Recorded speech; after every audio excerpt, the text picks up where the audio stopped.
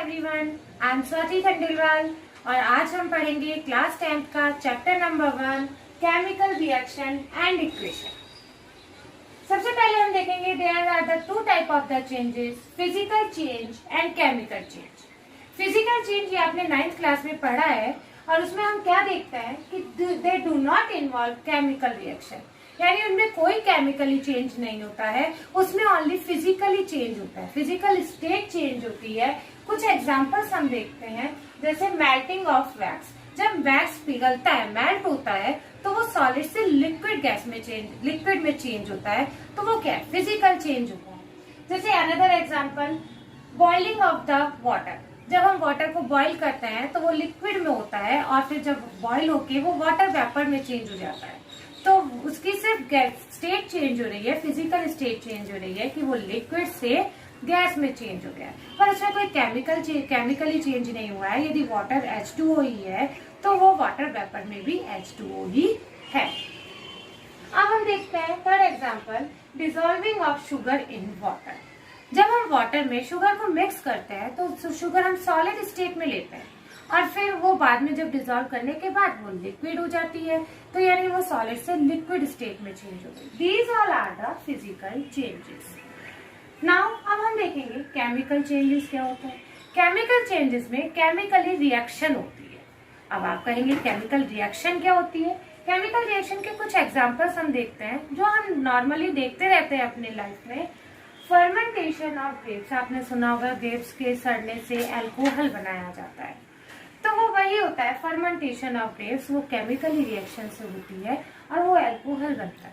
The most important reaction of our life, respiration. Respiration में क्या होता है, हम ऑक्सीजन इनटेक करते हैं, उसमें क्या होता है, एक C6H12O6, ये वो है जो हम अपना खाना खाते हैं, फूड लेते हैं और उसमें ऑक्सीजन ली हमने, तो क्या बनेगा, CO2 प्लस H2O, ये बनेगा। ऑक्सीजन हमने ली और CO2 हमने बाहर छोड़ी। This is the reaction of chemical reaction of respiration. ऐसे हम फोटोसिंथेसिस हम पढ़ते आ रहे हैं, पढ़ा है आप लोगों ने कि in the presence of the sunlight plant use chlorophyll and carbon dioxide and water, and फिर वो अपना खाना बना लेता है C6H12O6। Presence of the sunlight उसमें बहुत जरूरी होती है।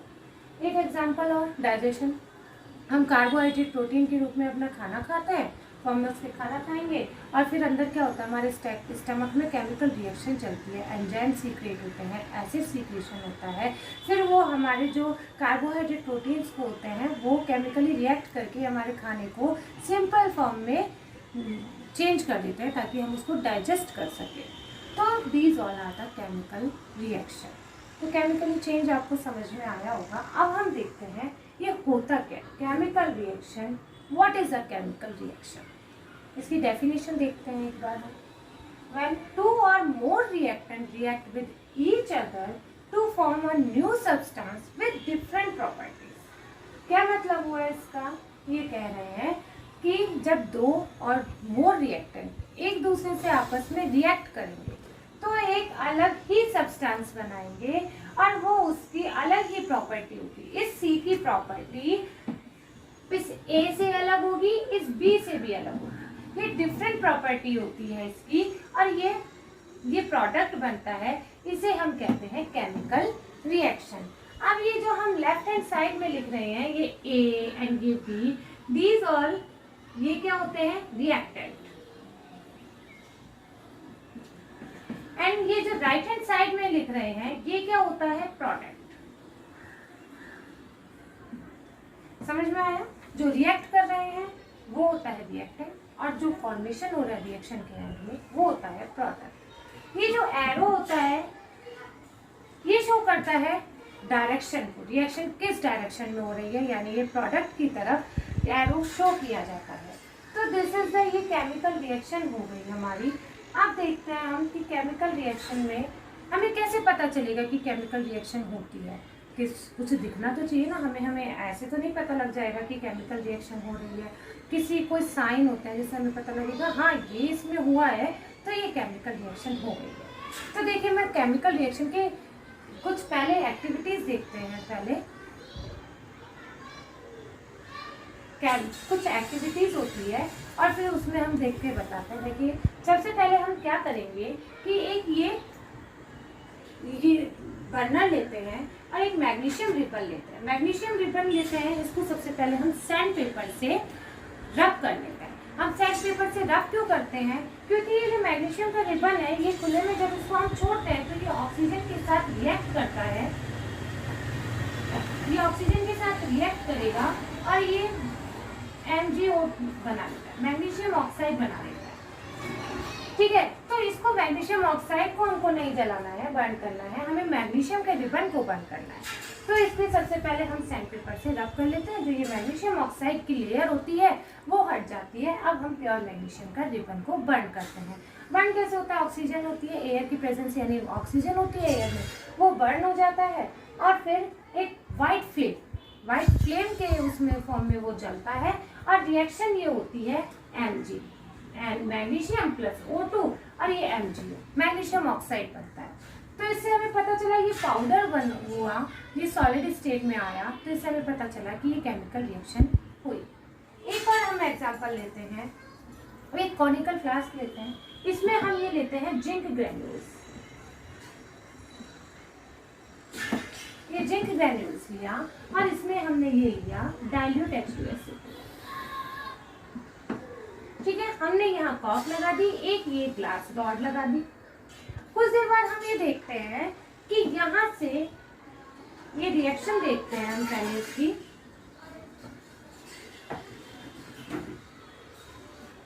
Zinc plus H2SO4,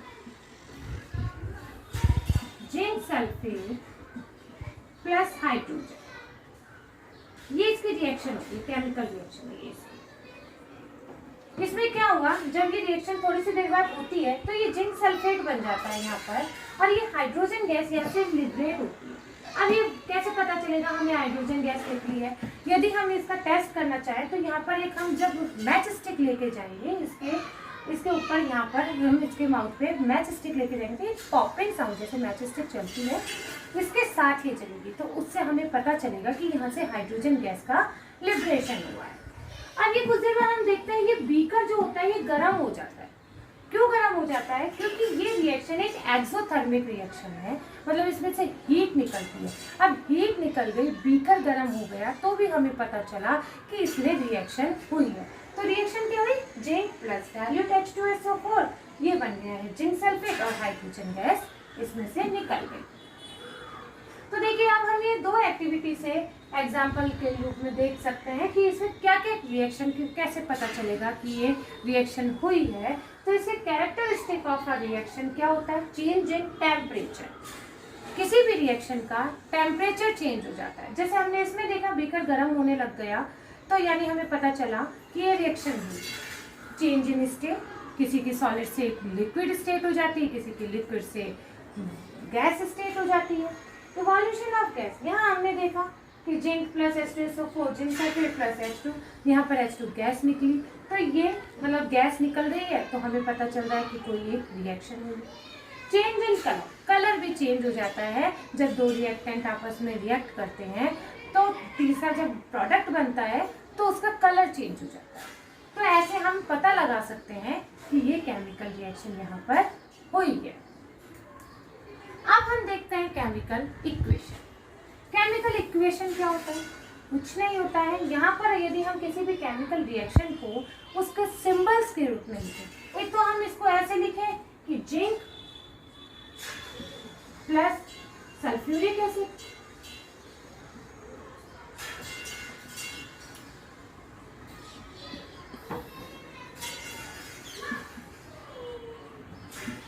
zinc sulphate,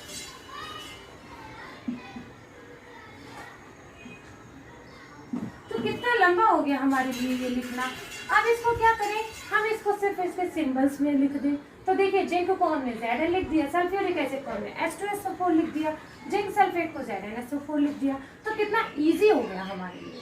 तो यही एक केमिकल रिएक्शन इक्वेशन है कि symbolic representation of a chemical reaction in terms of symbol और molecular formula।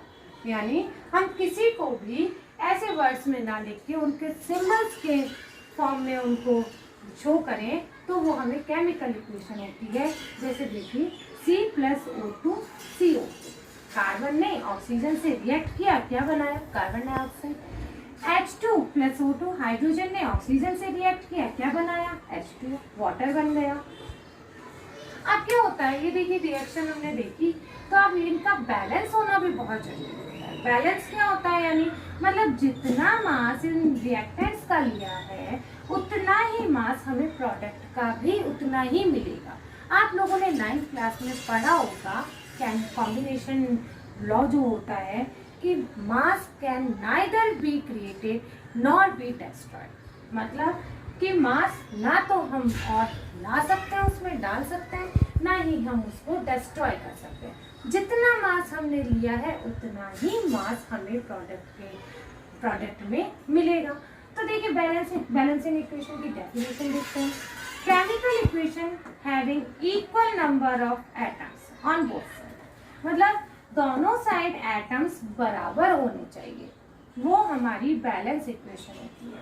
ये बैलेंस इक्वेशन जो होती है ये बहुत ही इम्पोर्टेंट क्वेश्चन है हमारे क्लास में। ये जो एक्सरसाइज होती है बहुत सारे एग्जाम्पल है और बहुत इजी है, आप थोड़ा सा तो देखेंगे तो कर लेंगे आराम से। चलिए एक बार मेरे साथ करके देखते हैं। H2+F2, यहाँ बना हाइड्रोजन फ्लोराइड। अब कैसे काउंट करेंगे, देखिए हमें इनमें कोई चेंज नहीं करना है, हमें यहाँ पर एक बॉक्स बना लेना है। हाइड्रोजन के टू एटम्स, यहाँ पर हाइड्रोजन का 1 एटम। तो देखेंगे अब पहले हाइड्रोजन को बैलेंस करेंगे, तो यहाँ हाइड्रोजन का 2 एटम्स, यहाँ हाइड्रोजन के 1 एटम। तो सबसे पहले इसको हम यहाँ पर 2 कर देंगे, ठीक है। हाइड्रोजन के बैलेंस हो गए, 2 एटम हाइड्रोजन के रिएक्टेंट में, 2 हाइड्रोजन के एटम प्रोडक्ट में। अब फ्लोरीन को देखते हैं, यहाँ पर फ्लोरीन के 2 एटम्स, यहाँ पर फ्लोरीन का 1। अब ये आगे जो हम लगाते हैं ये 2 से मल्टीपल हो जाएगा, तो ये बन गया 2F। तो ये रिएक्शन, अब देखिए हम जो भी हम लास्ट में फाइनल एक बार और चेक कर लेते हैं। हाइड्रोजन के 2 atoms, 2 atoms of hydrogen, fluorine के 2 atoms, 2 atoms of fluorine. This is a balanced chemical equation. Now Cu plus एक दूसरी रिएक्शन देखते हैं, Cu+O2, Cu+O। अब देखते हैं इसमें क्या हुआ। कॉपर का एक एटम, कॉपर का एक एटम, तो कॉपर तो इक्वल है। ऑक्सीजन के 2 एटम्स, यहाँ ऑक्सीजन का ओनली 1 एटम, तो अब हमें यहाँ पर चेंज करना पड़ेगा, तो यहाँ पर 2 लगा देते हैं हमें। अच्छा, कभी ऐसा नहीं होता है कि यहाँ हम ऐसे कर दें CO2, ऐसे कभी नहीं कर सकते हम। हमें हमेशा आगे पूरे मॉलिक्यूल्स के आगे नंबर लगाना होता है, वो सबके साथ मल्टीपल होता है। मम्मी का वीडियो। ऑक्सीजन के 2 एटम्स हो गए हैं यहाँ पर, यहाँ ऑक्सीजन के 2, यहाँ ऑक्सीजन के 2 एटम्स हो गए। अब कॉपर के एटम देखते हैं, यहाँ 2 कॉपर के एटम हो गए, यहाँ कॉपर का ओनली 1 एटम हो गया, तो यहाँ पर अब हमने 2 लगा दिया। अब देखिए केमिकल रिएक्शन ये बैलेंस हुई या नहीं हुई। तो कॉपर के 2 एटम, कॉपर के 2 एटम, ऑक्सीजन के 2 एटम, ऑक्सीजन के 2 एटम, तो ये बैलेंस इक्वेशन हो गई है। देखिए हम और एग्जांपल लेते हैं। नाइट्रोजन प्लस H2 NH3, यानी अमोनिया बना दिया। अब यहाँ पर हम एटम्स को काउंट करते हैं। आप भी मेरे साथ साथ करिए, पॉज करते जाइए वीडियो को, अब ये करिए, बैलेंस करिए। देखिए नाइट्रोजन के 2 एटम्स लिए, यहाँ नाइट्रोजन का 1 ही एटम है, तो यहाँ हम पहले 2 लगा देते हैं, ठीक है।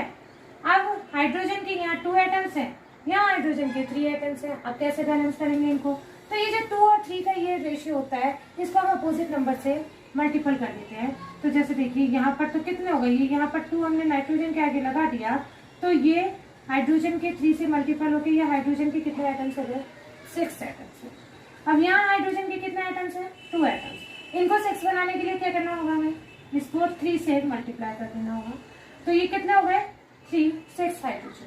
यानी अब आप केमिकल रिएक्शन पूरी देख लीजिए, बैलेंस हो गई है। नाइट्रोजन के 2 एटम्स, नाइट्रोजन के, इसको यहाँ लिख देते हैं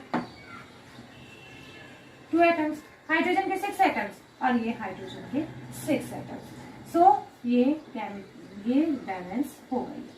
ओके, नाउ अब हम ये एक और देखते हैं एग्जांपल। एल्यूमिनियम ने ऑक्सीजन से रिएक्ट किया और क्या बना है, एल्यूमिनियम ऑक्साइड। एल्यूमिनियम के एटम्स देखते हैं, यहाँ कितने हैं, 1 है, यहाँ कितने हैं, 2 है, तो 2 एल्यूमिनियम के हैं, तो यहाँ पर 2 लगाना होगा। यहाँ ऑक्सीजन के 2 एटम्स है, यहाँ ऑक्सीजन के 3 एटम्स है। अभी बताया 3 और ये 2 वाला जो होता है अपोजिट नंबर से मल्टीप्लाई कर दो, तो यहाँ 3 है तो ये हो गया 6, 2 से मल्टीप्लाई करेंगे और यहाँ 3 से मल्टीप्लाई करेंगे तो ये तो हो गया 6 है ऑक्सीजन के एटम्स, ये हो गए 6 ऑक्सीजन के एटम्स।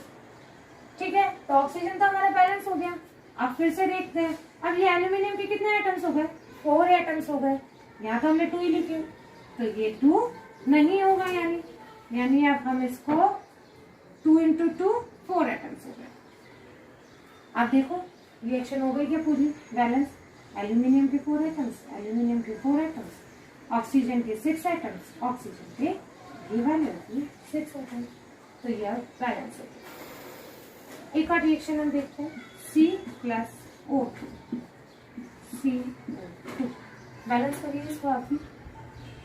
कार्बन का एक एटम, कार्बन का एक एटम, ऑक्सीजन के 2 एटम, ऑक्सीजन के 2 एटम, इस रिएक्शन में कुछ नहीं करना है, ऑलरेडी बैलेंस है।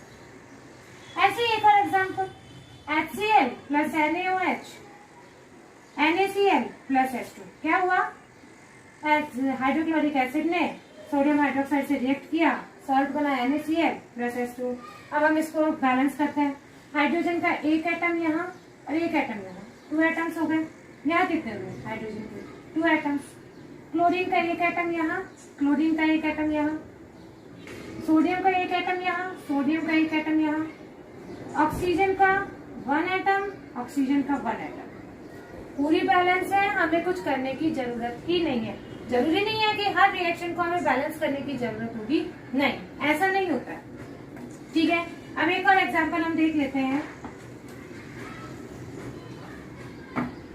फेरिक ऑक्साइड का, Fe2O3 प्लस कार्बन से इसने रिएक्ट किया, आयरन बनाया और CO2 बनाया, तो क्या होगा इसमें, अब देखो 2 आयरन के एटम्स हैं, तो यहाँ आयरन के कितने एटम्स हैं, 2, वो 1, तो यहाँ पर लगा देंगे हम 2। ऑक्सीजन के 3 एटम्स हैं, ऑक्सीजन के 2 एटम्स हैं, फिर से 3 और 2 का रेशियो आ गया है, तो हम यहाँ पर वापस से 2 से मल्टीप्लाई कर देंगे, यहाँ 3 से मल्टीप्लाई कर देंगे, ये 6 ऑक्सीजन के एटम्स हो गए, यहाँ पर भी 6 ऑक्सीजन के एटम्स हो गए। अब दिख रहा होगा ना आपको, आयरन के 4 एटम्स हो गए, यहाँ हमने किया आयरन के ओनली 2 एटम्स, जिसको हम हटा देंगे, अब यहाँ पर हमें 4 एटम्स हो गए। अब हम ऑक्सीजन को देखते हैं, नहीं कार्बन को देखेंगे, यहाँ कार्बन का ओनली 1 एटम है, यहाँ कार्बन के 3 एटम्स है, तो ये कार्बन के 3 एटम्स कर दिए। अब देखो पूरी बैलेंस है क्या, आयरन के 4 एटम्स, आयरन के 4 एटम्स, ऑक्सीजन के 6 एटम्स हो गए, ऑक्सीजन के 6 एटम्स हो गए, कार्बन के 3 एटम्स हो गए, कार्बन के 3 एटम्स हो गए, सो कंप्लीटली बैलेंस्ड इक्वेशन है। बैक एक्सरसाइज में भी बहुत सारी हैं, बहुत सारी बैलेंस करने को दे रखी है, सो आप इनको बैलेंस करके देखिए, कोई भी प्रॉब्लम हो मुझे नीचे कमेंट करिए और मैं आपको बताऊंगी, वैसे कोई आपको दिक्कत आएगी।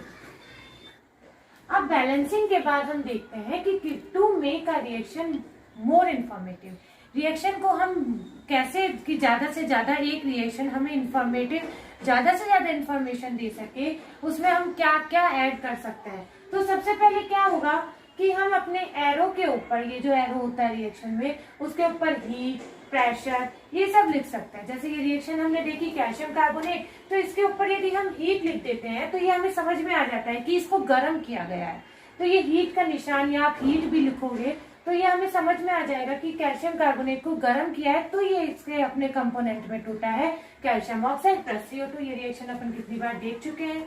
अब ऐसे ही एक और एग्जांपल हम देखते हैं, फोटोसिंथेसिस। फोटोसिंथेसिस में क्या होता है, प्लांट्स CO2 लेते हैं और H2O लेते हैं in the presence of sunlight. Sunlight की प्रेजेंस बहुत जरूरी होती है, और क्या बनाते हैं, C6H12O6 कार्बोहाइड्रेट, है ना। तो इसमें भी सनलाइट की प्रेजेंस बहुत जरूरी होती है, तो वो हम एरो के ऊपर लिख देते हैं सनलाइट। तो शॉर्ट में हो गया, तो हमें एक रिएक्शन में समझ में आ गया है कि इसमें सनलाइट की जरूरी है, सनलाइट जरूरी है। अब क्या होता है, हम गैस लिबरेशन, कितने रिएक्शंस में होता है कि गैस लिबरेशन होता है, तो उसको हम कैसे दिखाएंगे कि गैस लिबरेट हो रही है। तो ये जैसे रिएक्शन है कैल्शियम कार्बोनेट, कैल्शियम ऑक्साइड हुआ CO2, ये CO2 का गैस हुआ, तो ये अपसाइड एरो के साथ ऐसे अप हेडेड एरो दिखा देता है, तो इससे हमें पता लग जाता है कि ये गैस है। ऐसे एक और एग्जांपल हमने देखा था, जिंक वाली रिएक्शन हमने देखी थी, zinc plus H2SO4 zinc sulphate बनता है और H2 हाइड्रोजन गैस बनती है। तो ये हाइड्रोजन गैस को हम कैसे दिखाएंगे, यहाँ पर एक अपसाइडेड एरो दिखा देंगे तो हमें पता लग जाएगा कि ये हाइड्रोजन गैस इस रिएक्शन में इवॉल्व हुई है। अब थर्ड हम देखते हैं कैटलिस्ट। कैटलिस्ट क्या होता है? कैटलिस्ट ऐसे होता है कि किसी भी रिएक्शन की ये रेट को इंक्रीज कर देते हैं और जिसमें हम ये यूज नहीं होता है, मतलब जितना भी क्वांटिटी में हमने लिया हुआ होता है वो उतनी ही क्वांटिटी का होता है, बस ये रेट को, रिएक्शन को इंक्रीज, रेट को बढ़ाने का काम करता है। जैसे कोई रिएक्शन हम 10 घंटे में हो रही है, कैटलिस्ट को हम यदि डाल दें उसमें तो वो हो सकता है 5 घंटे में ही हो जाए, और उसका कुछ ये नहीं कि वो किसी भी कंपोनेंट के साथ ऐड हो जाएगा, कुछ नहीं होगा। जैसे A+B लिया हमने, A+B, तो एरो के ऊपर इस कैटलिस्ट की प्रेजेंस को दिखा देते हैं और ये AB बन गया। ठीक है, तो ये कैटलिस्ट को भी हम एरो के ऊपर दिखा देते हैं तो हमें पता लग जाता है कि ये एक कैटलिस्ट है। ऐसे प्रेसिपिटेशन फॉर्म, प्रेसिपिटेशन फॉर्मेशन, जब कोई भी प्रेसिपिटेशन क्या होता है कि इनसॉल्युबल सॉल्ट होता है,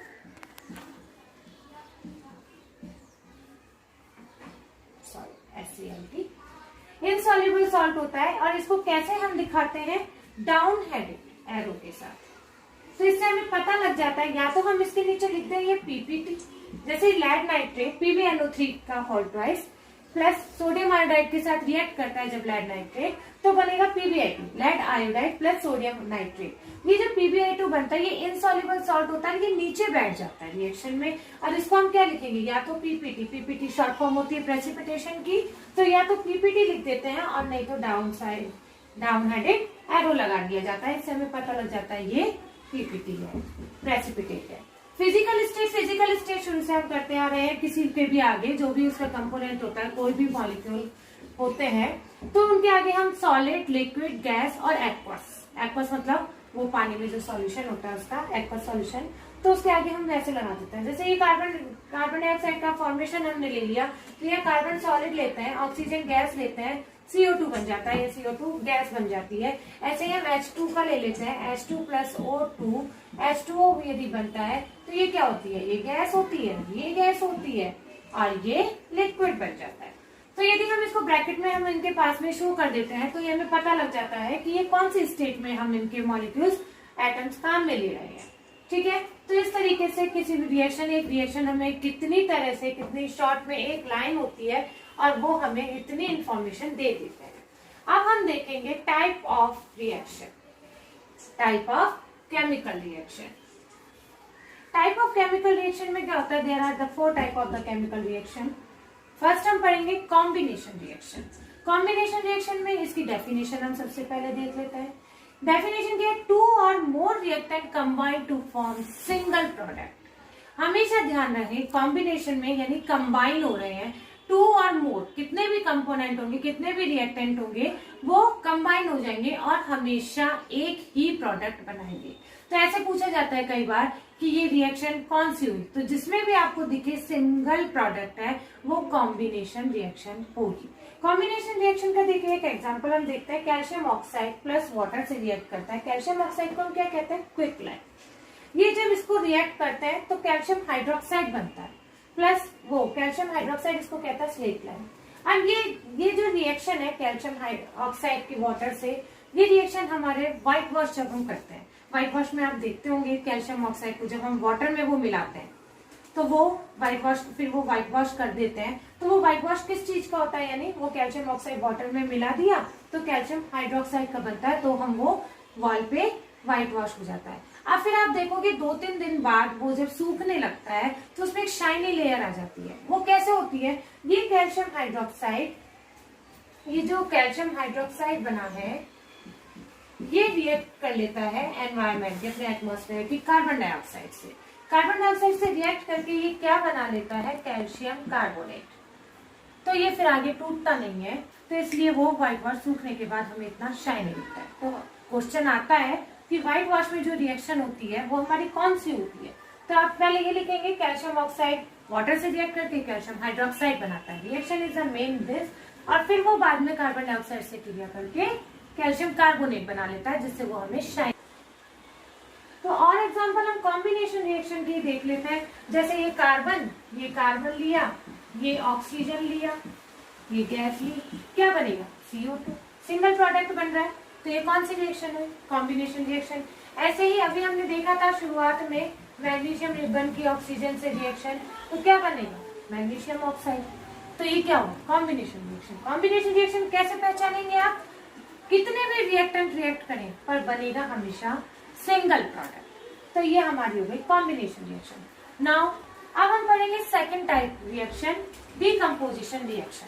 decomposition reaction opposite combination reaction की होती है। क्या होता है इसमें? रिएक्टेंट, इसमें जो रिएक्टेंट लेंगे वहां पर प्रोडक्ट था वन, प्रोडक्ट सिंगल था, यहाँ पर रिएक्टेंट सिंगल होगा, भाई टूटेगा तो एक ही। तो क्या होगा?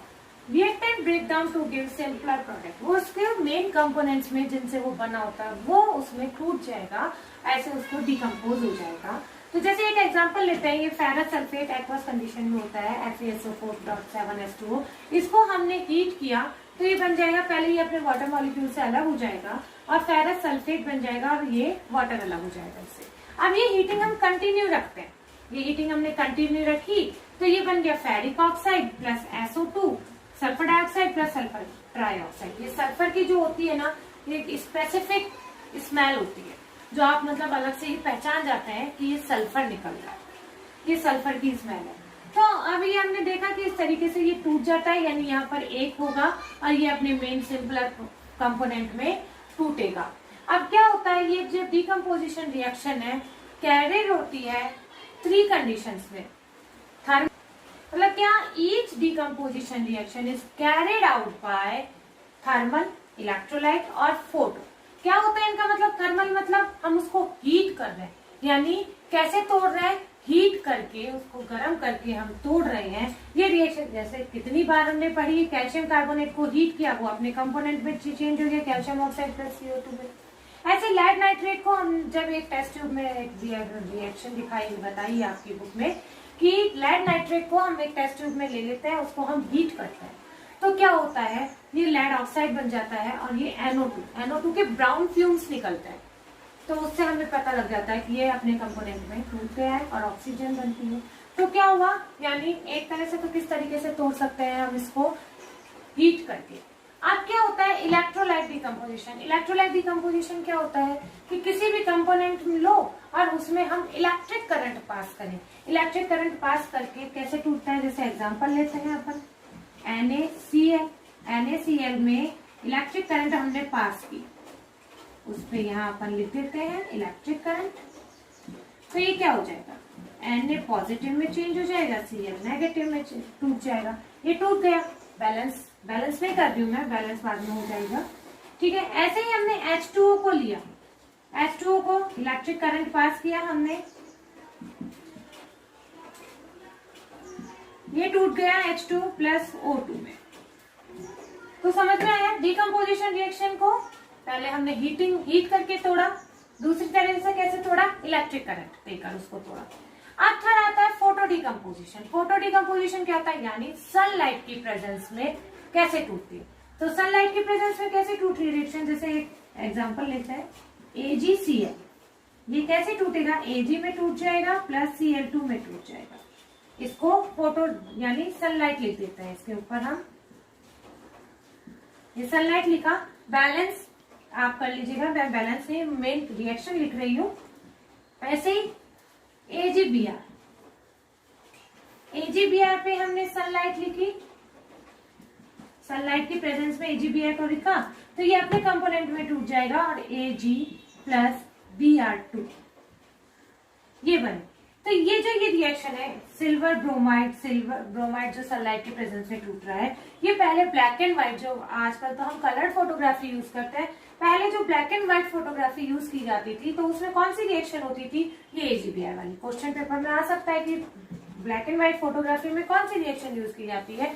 सिल्वर ब्रोमाइड को हम सनलाइट की प्रेजेंस सनलाइट में रखते हैं तो वो कुछ देर बाद टूट जाता है सिल्वर में और प्लस ब्रोमाइड में। तो हमने देखा, अब हम यहाँ देखते हैं डिकम्पोजिशन रिएक्शन में कि हमने हर अपनी रिएक्शन में हीट दी, या चाहे इलेक्ट्रिक करंट पास की या सनलाइट की प्रेजेंस में, तो क्या किया हमने, किसी भी कंपोनेंट को तोड़ने के लिए उसमें हीट दी।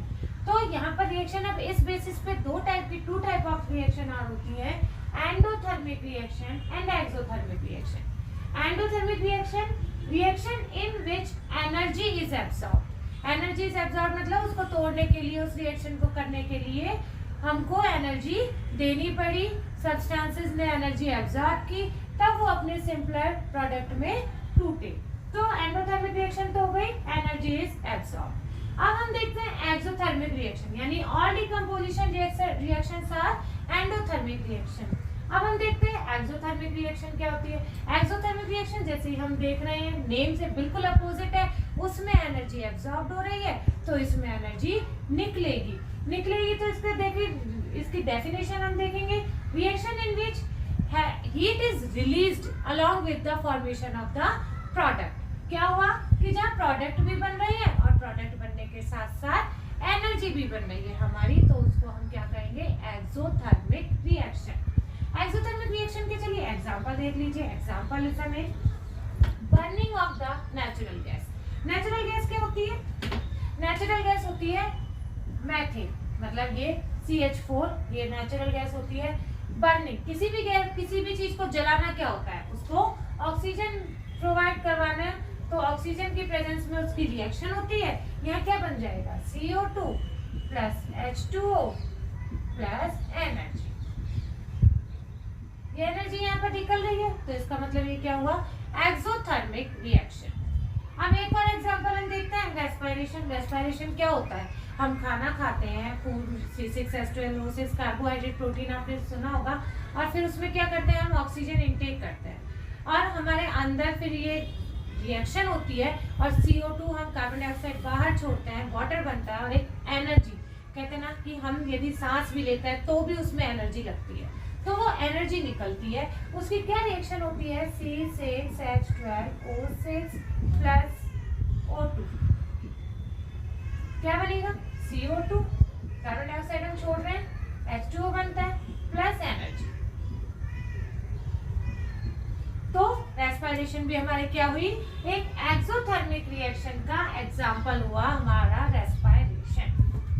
एक third example, decomposition of vegetable matter into compost. जो कंपोस्ट बनता है हमारा, उनमें ये वेजिटेबल मैटर्स का डीकंपोजिशन होता है, ये सब उसमें क्या होता है, एनर्जी निकलती है, तो क्या होगा उसका भी, वो भी क्या हुई, एक एक्सोथर्मिक रिएक्शन। तो हमने डीकंपोजिशन रिएक्शन में ही क्या देखा, यहाँ पर एनर्जी के बेसिस पे endothermic reaction and exothermic reaction. और एंडोथर्मिक रिएक्शन में थ्री टाइप्स की देखी हमने, थर्मल डीकंपोजिशन देखा और इलेक्ट्रोलाइटिक डीकंपोजिशन देखा और फोटोन डीकंपोजिशन देखा। तो अब हमारी कंप्लीट हो गई डीकंपोजिशन रिएक्शन। अब हम third type of the reaction पढ़ेंगे, डिस्प्लेसमेंट रिएक्शन। डिस्प्लेसमेंट रिएक्शन, नाम से ही हमें पता लग रहा है डिस्प्लेस कुछ हो रहा है, तो क्या होगा, इसकी डेफिनेशन हम सबसे पहले देख लेते हैं। Reaction in which more reactive element displace less reactive element। क्या होता है ये रिएक्शन में, रिएक्टिव्स में एक लिस्ट होती है जी, कौन कौन से मेटल ज्यादा रिएक्टिव होता है, कौन से कम रिएक्टिव होता है, ये बाद में आप पढ़ेंगे। कुछ एग्जांपल आपको बता देती हूँ। Zinc more reactive than iron and iron is more reactive than copper. इनकी हम एग्जांपल देख लेंगे अभी, तो आपको पता लगेगा डिस्प्लेसमेंट में क्या होता है। तो देखो एक एग्जांपल जो आपकी बुक में भी दिया हुआ है, हम एक आयरन नेल ले लेते हैं, जो कील आपने देखी होगी। आयरन नेल को हम क्या करेंगे, कॉपर सल्फेट का सॉल्यूशन होता है, कॉपर सल्फेट का सॉल्यूशन ब्लू कलर का होता है, उसमें हम डुबो के रखते हैं और आफ्टर 20 मिनट्स हम बाद में देखेंगे कि वो आयरन नेल का कलर तो हो जाएगा ब्राउनिश, और वो कॉपर सल्फेट का जो कलर होगा, सॉल्यूशन का कलर होगा, वो फेड हो जाएगा।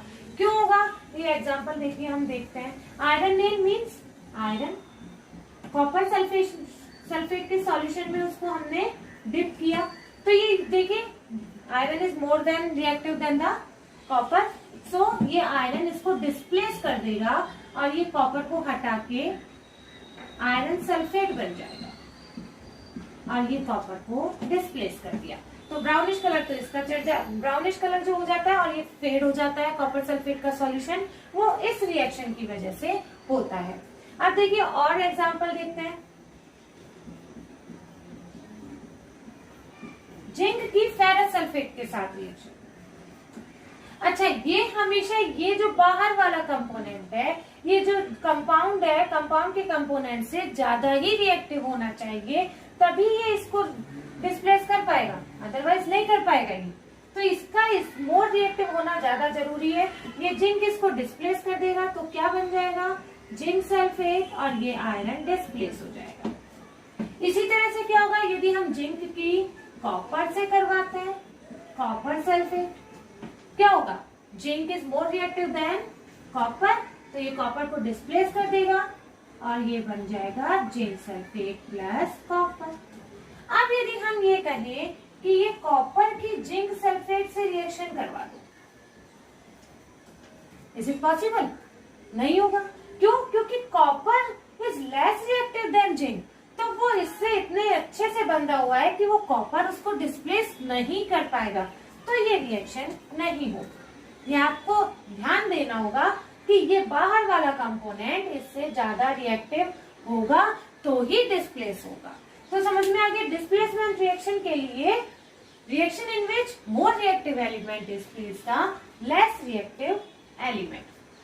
ये थर्ड टाइप हो गया। नाउ फोर्थ टाइप और the last type of the reaction, double displacement reaction. इसमें हमने पढ़ा था एक कंपोनेंट दूसरे कंपोनेंट को डिस्प्लेस कर रहा था। इसमें हम क्या पढ़ेंगे, एक दूसरे का कर देगा, दूसरा पहले का कर देगा। कैसे, देखो पहले हम इसकी डेफिनेशन देख लेते हैं। रिएक्शन बिटवीन टू कंपाउंड्स के बीच में रिएक्शन होगी इन विच दे म्यूचुअली एक्सचेंज देयर आयंस। क्या हुआ, जैसे देखिए रिएक्शन करके देख लेते हैं हम एक बार। ये लिया AB प्लस C, क्या बनेगा, ये कह रहा है दे म्यूचुअली एक्सचेंज देयर आयंस। ये A पॉजिटिव है, B नेगेटिव है, C पॉजिटिव है, D नेगेटिव है, तो ये A तो चला जाएगा इसके नेगेटिव के साथ, ये C चला जाएगा इसके नेगेटिव के साथ, यानी कैटायन एनायन के साथ और एनायन कैटायन के साथ। क्या बन जाएगा, AB प्लस BC। ठीक है, ये A positive, D negative, B negative, C positive, तो ये हो गया। यानी यहाँ पर देखिए, यानी इसका भी इसके साथ इस C को डिस्प्लेस कर दिया इसने, और यहाँ पर इसने B को डिस्प्लेस कर दिया, तो यानी टू डिस्प्लेसमेंट हो रहे हैं, इसलिए हम इस रिएक्शन को क्या कहेंगे, डबल डिस्प्लेसमेंट रिएक्शन। अच्छा, डबल डिस्प्लेसमेंट रिएक्शन जो होती है इज आइदर प्रेसिपिटेट रिएक्शन और न्यूट्रलाइजेशन रिएक्शन। क्या होता है, यानी ये जो डबल डिस्प्लेसमेंट रिएक्शन होगी, या तो ये प्रेसिपिटेट यानी इसमें प्रेसिपिटेट ही बनेगा, या फिर ये न्यूट्रलाइजेशन रिएक्शन होगी यानी सॉल्ट बनेगा, मतलब न्यूट्रल कंपाउंड बनेगा। देख लेते हैं एग्जांपल, जैसे precipitate reaction, first any reaction that produces a PPT. PPT से बनेगा, क्या होगा उसका मतलब, उसमें प्रेसिपिटेट का जो फॉर्मेशन हो रहा है वो प्रेसिपिटेट रिएक्शन उसको कहा जाएगा। ये एग्जांपल हम देख लेते हैं, सोडियम सल्फेट की रिएक्शन बेरियम क्लोराइड के साथ। ठीक है, तो अब क्या होगा, ये पॉजिटिव है, ये नेगेटिव है, ये पॉजिटिव है, ये नेगेटिव है, इनकी वैलेंसी जो होती है, जैसे -2 होता है, ये +2 होता है, तो ये क्या होगा, ये तो चला जाएगा इस नेगेटिव के साथ, और ये बेरियम चला जाएगा इस एनायन के साथ। क्या होगा, ये डबल डिस्प्लेसमेंट हो गया, बन गया क्या, NaCl प्लस BaSO4। ठीक है, ये BaSO4 जो बना है ये है अपना पीपीटी। पीपीटी किसे कहते हैं, इनसॉल्युबल सॉल्ट को, यानी ये नीचे बैठ जाता है। ठीक है, तो ये जो बना ये प्रेसिपिटेट बना, तो डबल डिस्प्लेसमेंट रिएक्शन में या तो प्रेसिपिटेट बनेगा, या फिर अब हम एक और रिएक्शन देखते हैं, न्यूट्रलाइजेशन रिएक्शन। न्यूट्रलाइजेशन रिएक्शन क्या होता है, इसकी definition, in which two compounds react to form neutral substance, यानी वो न्यूट्रल सब्सटेंस होगा, ना वो कैटायन होगा ना वो एनायन होगा। रिएक्शन देख लेते हैं, जैसे HCl की रिएक्शन देखेंगे, HCl की रिएक्शन NaOH के साथ क्या बनेगा, NaCl प्लस H2, ये NaCl सॉल्ट है। ठीक है, ये न्यूट्रल होता है। ठीक है, और ये वाटर भी न्यूट्रल है। तो ये क्या बनी, न्यूट्रलाइजेशन रिएक्शन हो गया, जिसमें बिल्कुल न्यूट्रल सब्सटेंस हमारा बन रहा है। ये हाइड्रोक्लोरिक एसिड है, ये NaOH है, सोडियम हाइड्रोक्साइड की रिएक्शन होगी तो ये सॉल्ट करता है, NaCl को सॉल्ट करते हैं प्लस H2। ठीक है, अब इस तरीके से हमने ये अपनी टाइप ऑफ द रिएक्शन आज कंप्लीट हो गया है। Now we will study oxidation and reduction. नाम से पता चल रहा है कि किसी एक रिएक्शन में ही किसी का ऑक्सीडेशन होगा, किसी का रिडक्शन होगा। अब कैसे पता चलेगा कि ऑक्सीडेशन हुआ है और रिडक्शन हुआ है? सबसे पहले हम इनकी डेफिनेशन देख लेते हैं। What is oxidation? Oxidation reaction क्या होती है? किसी भी कंपाउंड में और कंपोनेंट में ऑक्सीजन का एडिशन, या तो उसमें ऑक्सीजन का एडिशन होगा या फिर रिमूवल ऑफ हाइड्रोजन, यानी या तो ऑक्सीजन ऐड होगी या हाइड्रोजन निकलेगी, तो उसका क्या होगा? ये ऑक्सीडेशन रिएक्शन होगी।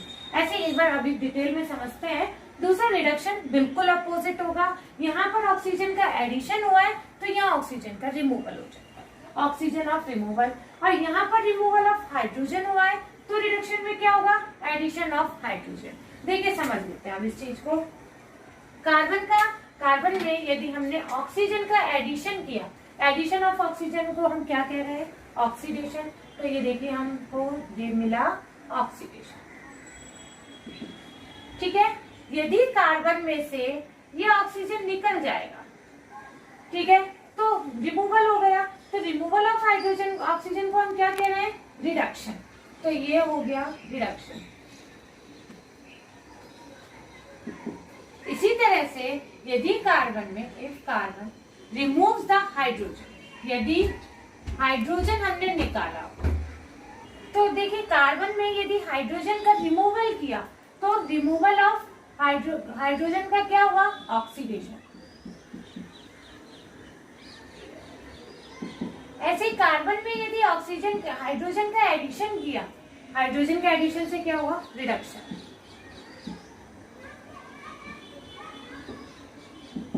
बहुत इंपॉर्टेंट है, समझ में आना बेहद जरूरी है इसका। देखिए फिर से समझते हैं। कार्बन में यदि हमने ऑक्सीजन का एडिशन हुआ है तो उसका होगा ऑक्सीडेशन। यदि ऑक्सीजन का रिमूवल हुआ है तो उसका होगा रिडक्शन। ऐसे ही हाइड्रोजन के कॉन्सेप्ट में, हाइड्रोजन का क्या होगा? यदि हाइड्रोजन निकलेगा, यदि हाइड्रोजन का रिमूवल हुआ है तो उसका क्या होगा? ऑक्सीडेशन। यदि हाइड्रोजन का एडिशन हुआ है तो उसका क्या होगा? रिडक्शन। एक रिएक्शन देख लेते हैं, एग्जांपल देख लेते हैं। अब यदि हमने देखो ये कॉपर की ऑक्सीजन के साथ रिएक्शन करवाई और ये बना कॉपर ऑक्साइड, कॉपर ऑक्साइड बना तो ये ब्लैक कलर का होता है, मतलब ये कॉपर के ऊपर ब्लैक कलर की कॉपर ऑक्साइड की लेयर आ जाती है। जब कॉपर रखा रहता है नॉर्मली भी तो एटमॉस्फेयर की ऑक्सीजन से रिएक्ट कर लेते हैं और ये ब्लैक ब्लैक हो जाता है। अब हम इसमें देखते हैं कि इसमें कैसे पता चलेगा हमें ऑक्सीडेशन हुआ है, रिडक्शन हुआ है। तो देखते हैं, देखिए ऑक्सीडेशन किसका होगा? कॉपर में, इसमें कॉपर ने ऑक्सीजन से रिएक्ट कर कॉपर ऑक्साइड हो गया, यानी कॉपर में ऑक्सीजन का एडिशन हुआ है। कॉपर में ऑक्सीजन का एडिशन होने पे क्या होता है? ऑक्सीडेशन। तो यानी कॉपर का ऑक्सीडेशन हुआ है। रिडक्शन किसका होगा? रिडक्शन देखिए इस ऑक्सीजन में से ऑक्सीजन का रिमूवल हो गया है तो रिडक्शन किसका होगा? ऑक्सीजन का। समझ में आया? ऑक्सीडेशन हुआ है कॉपर का क्योंकि उसमें ऑक्सीजन एडिशन हुआ है, रिडक्शन हुआ है ऑक्सीजन का क्योंकि वो ऑक्सीजन रिमूवल हुआ है। ठीक है, तो अब हमको ये और देखना है, ये तो हमने देखा ऑक्सीडेशन किसका हुआ और रिडक्शन किसका हुआ। अब हम देखते हैं ऑक्सीडाइजिंग एजेंट क्या होता है और रिड्यूसिंग एजेंट क्या होता है। तो देखते हैं, सबसे पहले डेफिनेशन देख लेते हैं। ऑक्सीडाइजिंग एजेंट की डेफिनेशन ये होती है the chemical that oxidize the other chemical but itself get reduce. मतलब क्या हो रहा है? एक केमिकल जो दूसरे केमिकल को ऑक्सीडाइज कर रहा है पर वो खुद रिड्यूस हो रहा है, मतलब दूसरे को खुशी दो और खुद दुखी हो, ऐसा कुछ कॉन्सेप्ट है। तो दूसरे को तो ऑक्सीडाइज करेगा और खुद रिड्यूस हो जाएगा, उसको हम क्या कहेंगे? Oxidising agent. इस रिएक्शन में हम देखते हैं, देखिए ये कॉपर का क्या हुआ? एडिशन हो गया है कॉपर में ऑक्सीजन, यानी किसने किया कॉपर का ऑक्सीडेशन? इस ऑक्सीजन ने किया। तो ये ऑक्सीडाइजिंग एजेंट क्या होगा? ऑक्सीजन। ऑक्सीडाइजिंग एजेंट इसमें क्या होगा? ऑक्सीजन। यानी जिसका ऑक्सीडेशन होता है ना, इसका ऑक्सीडेशन हुआ है। क्लियर? यदि आपको कुछ भी नहीं करना है तो जिसका ऑक्सीडेशन हुआ है उसके दूसरे वाले को कह दो ऑक्सीडाइजिंग एजेंट। ऐसे ही रेड्यूसिंग एजेंट क्या होता है? Reducing agent the chemical that reduces other chemical. क्या हुआ? यानी दूसरे को उसने रेड्यूस कर दिया, खुद ऑक्सीडाइज हो गया। यानी the chemical that reduces other chemical but itself get oxidise. Reducing agent क्या हुआ? इसका तो ऑक्सीडेशन हुआ, तो ये तो ऑक्सीडाइजिंग एजेंट हो गया। अब इसका रिडक्शन हुआ, किसने किया इसका रिडक्शन? कॉपर ने किया। उसका खुद का, देखिए कॉपर ने किया और वो खुद ऑक्सीडाइज होके बैठा है, तो यानी रेड्यूसिंग एजेंट क्या होगा इसमें? कॉपर। आता है ये एग्जाम में, ऑक्सीडेशन रिडक्शन किसका हुआ, ऑक्सीडाइजिंग एजेंट क्या हुआ, रेड्यूसिंग एजेंट क्या हुआ। तो ये बात समझ लीजिए इसको अच्छे से, ठीक है? समझ में आया? ऑक्सीडेशन ऑक्सीजन का एडिशन, रिडक्शन ऑक्सीजन का रिमूवल। ऑक्सीडाइजिंग एजेंट क्या होगा? जिसने ऑक्सीडाइज किया है, यानी जिसका ऑक्सीडेशन हुआ है उससे दूसरा वाला ऑक्सीडाइजिंग एजेंट होगा। और रेड्यूसिंग एजेंट क्या होगा? जिसने रिडक्शन किया है, यानी खुद वो ऑक्सीडाइज हो गया है, उसको हम कहेंगे रेड्यूसिंग एजेंट। और समझ लेते हैं, रिएक्शन देखते हैं। कॉपर ऑक्साइड की हाइड्रोजन से रिएक्शन करवाई, कॉपर बना और H2O बना, ठीक है? अब देखते हैं, कॉपर ऑक्साइड से बना कॉपर, इसमें क्या हो गया? ऑक्सीजन रिमूवल हो गया है। क्या हुआ इसमें? ऑक्सीजन का रिमूवल हुआ है। तो ऑक्सीजन का रिमूवल होने से क्या बन रहा है हमारा? क्या हुआ है? रिडक्शन। यानी रिडक्शन हुआ है, copper oxide is reduced to copper, यानी ये तो हो गया है रिडक्शन हमारा, ठीक है? और ये हाइड्रोजन से क्या आ गया है? H2O। इसमें क्या दिखाई दे रहा है आपको? ऑक्सीजन का एडिशन, यानी ऑक्सीजन का एडिशन अभी हमने यहाँ पर देखा, ऑक्सीजन का एडिशन यानी ऑक्सीडेशन, तो इसका ये हो गया है ऑक्सीडेशन, यानी H2 is oxidized to H2O। अब इसमें देखेंगे, यानी कॉपर ऑक्साइड का कॉपर में तो हुआ है रिडक्शन। अब इसका रिडक्शन हुआ है किसकी वजह से? हाइड्रोजन की वजह से। तो ये हाइड्रोजन तो क्या हो गया? रिड्यूसिंग एजेंट, ठीक है? इसका रिडक्शन हुआ है किसकी वजह से? हाइड्रोजन की वजह से, तो इसको कह दिया रिड्यूसिंग एजेंट। इसका ऑक्सीडेशन हुआ है किसकी वजह से? कॉपर ऑक्साइड की वजह से, तो इसका ऑक्सीडेशन हुआ कॉपर ऑक्साइड की वजह से, तो इसको हम कह देंगे ऑक्सीडाइजिंग एजेंट। समझ में आया? Copper oxide is reduced to copper, hydrogen is oxidized to H2O। इसने इसका रिडक्शन किया है तो ये रिड्यूसिंग एजेंट हो गया, इसने इसका ऑक्सीडेशन किया है तो ये ऑक्सीडाइजिंग एजेंट हो गया। अब हम और रिएक्शन, थोड़ा सा और एग्जांपल देख लेते हैं। ये देखिए, जिंक ऑक्साइड की कार्बन से रिएक्शन करवाई, जिंक हो गया और कार्बन मोनोऑक्साइड, इसको कार्बन मोनोऑक्साइड कहते हैं, ये कार्बन मोनोऑक्साइड बन गया।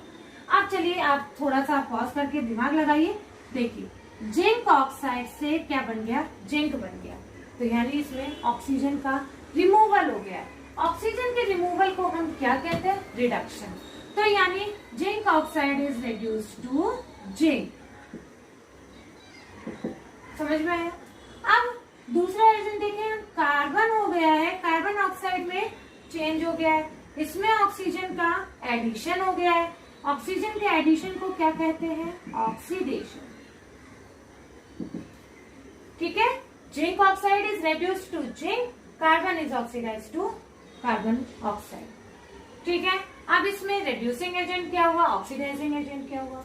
तो देख लीजिए, इसका रिडक्शन हुआ है, किसकी वजह से हुआ है? इसकी वजह से हुआ है, तो ये तो हो गया रिड्यूसिंग एजेंट, ठीक है? अब इसका ऑक्सीडेशन हुआ है, किसकी वजह से हुआ? जिंक ऑक्साइड की वजह से, तो इसको कहेंगे ऑक्सीडाइजिंग एजेंट, ठीक है?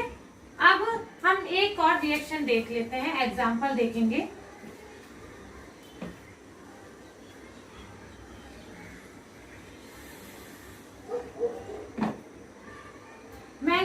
ऑक्साइड, MnO2 की HCl से हाइड्रोक्लोरिक एसिड से रिएक्शन करवाएंगे हम, तो MnCl2 बनता है और H2O बनेगा और Cl2 बनेगा।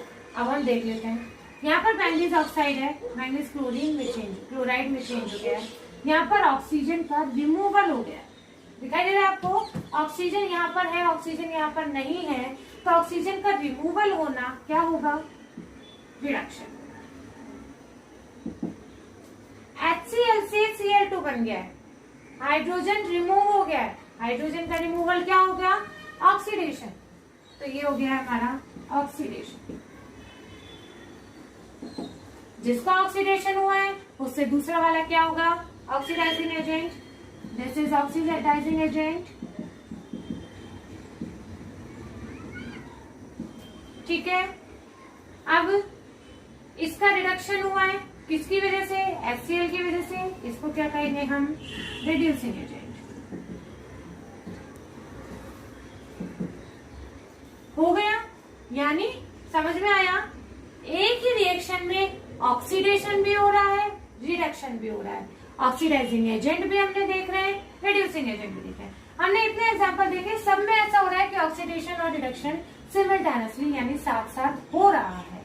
तो इन रिएक्शंस को क्या कहेंगे, जिनमें दोनों हो रहे हैं, रिडक्शन भी हो रहा है, ऑक्सीडेशन भी हो रहा है, तो उसको हम कहते हैं रेडॉक्स रिएक्शन। रेडॉक्स रिएक्शन मतलब क्या हुआ, इनकी डेफिनेशन रेडॉक्स रिएक्शन की हम देखते हैं,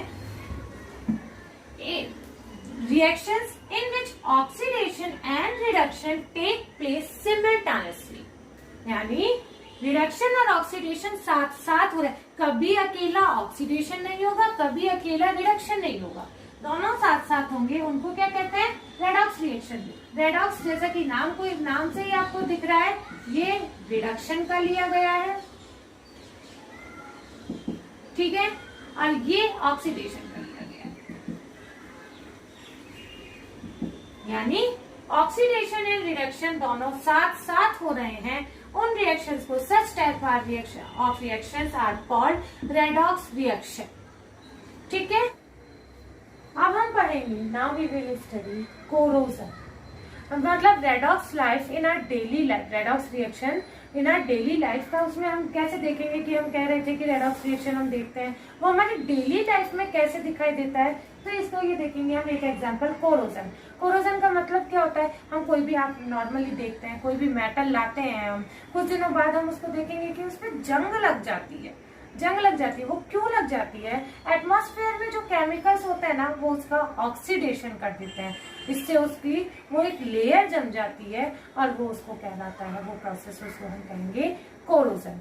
तो इसका डेफिनेशन क्या देखेंगे, when metal surfaces are attached to by substances around it, यानी वो सब्सटेंस, मेटल्स की सरफेस जो होती है वो अपने आसपास के एटमॉस्फेयर से जब सब्सटेंसेस से अटैच होती है, तो वो जैसे लाइक ऑक्सीजन, मॉइस्चर क्या होता है, वाटर वेपर होती है, एसिड, इन सब से वो प्रेजेंस में वो होती है, तो इसको क्या कहेंगे, वो रिएक्ट कर जाता है और उसको क्या कहेंगे, कोरोड, वो यानी वो मेटल कोरोड हो जाती है, और उस प्रोसेस को हम क्या कहते हैं, कोरोजन कहते हैं, ठीक है। This process is called corrosion, यानी metal surface are exposed to such as oxygen, moisture and acid. Example, जैसे हम देखेंगे, हम कॉपर के बर्तन देखते हैं, जो हम तांबे के बर्तन में पानी भी पीते हैं, कुछ पुराने बर्तन देखा करिए आप, उसमें ना एक लेयर जम जाती है, वो किस चीज की होती है, वो ऑक्सीडेशन उसका हो जाता है। कैसे वो रिएक्शन क्या होती है, वाटर होता है प्रेजेंट, वाटर जो अपने वाटर वेपर से होता है, और CO2 होती है, CO2 से वो रिएक्ट करके ये कॉपर कार्बोनेट बन जाता है, और ये क्या होता है, ब्लूइश ग्रीन।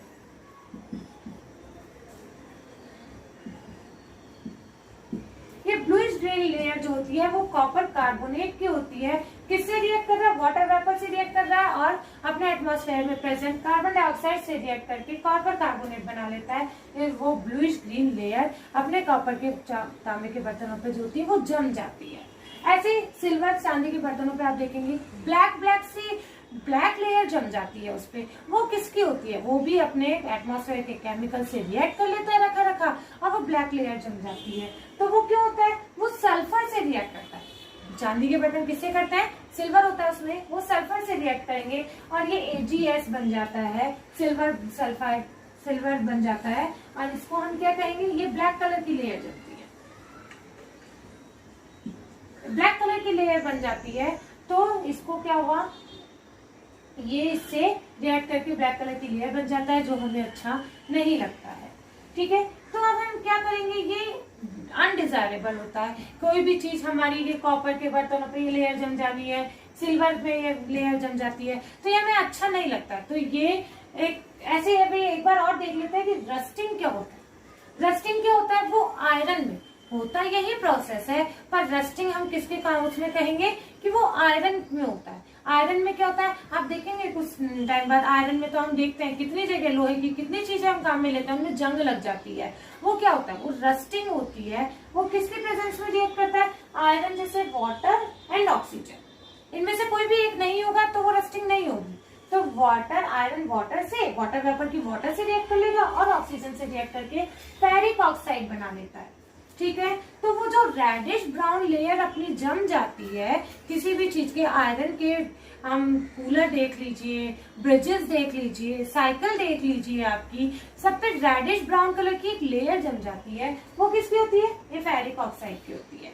यानी वो वाटर वेपर और ऑक्सीजन से रिएक्ट कर लेता है और ये फेरिक ऑक्साइड बना लेता है। अब क्या ये हमें अच्छा लगता है क्या, नहीं अच्छा लगता।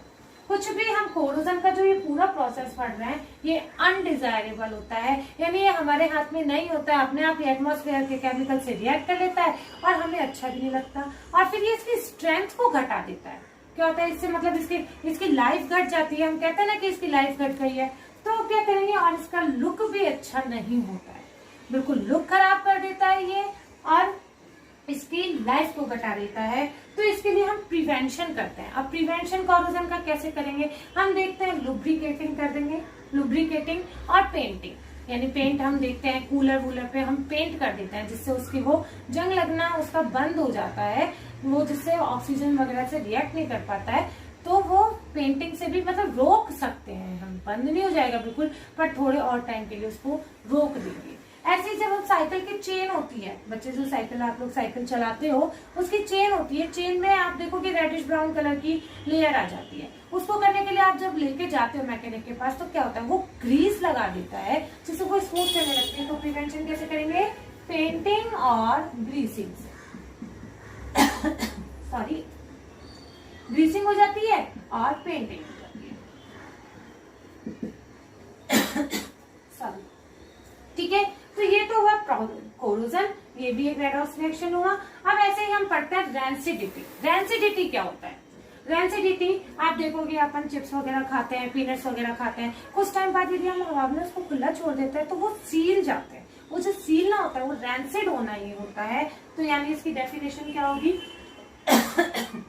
Sorry, the taste and the odour of food material containing fat and oil, यानी वो फूड मटेरियल जिनमें फैट एंड ऑयल होते हैं, changes when they are left expose to air for long time. यानी fat and oil containing food items हम air में लंबे time के लिए छोड़ देते हैं तो वो रेंसिड हो जाते हैं।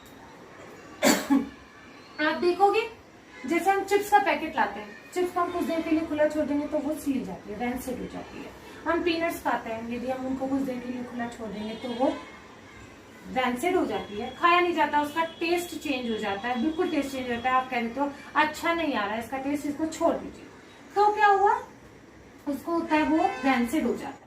तो अब हम देखते हैं इस रेंसिडिटी का प्रिवेंशन कैसे कर सकते हैं। भाई क्या करना होता है, उसमें जो फैट एंड ऑयल कंटेनिंग होता है वो मटेरियल का क्या होता है, ऑक्सीडेशन होता है। तो अब उस ऑक्सीडेशन को करने के लिए क्या करें, ऑक्सीडेशन को हमको रोकने के लिए क्या करना है, एंटीऑक्सीडेंट मिला दें उसमें, यानी adding oxidants to the fat and oil containing का fat and oil containing material जो होता है उनमें हम एंटीऑक्सीडेंट मिला देते हैं। लाइक एग्जांपल मैं आपको बताती हूँ, चिप्स का पैकेट होता है आपका, चिप्स के पैकेट में चिप्स होती है पर वो पैकेट पूरा फूला फूला होता है। वो क्यों होता है वो फूला फूला, उसमें होती है नाइट्रोजन गैस। कौन सी गैस होती है, नाइट्रोजन गैस होती है।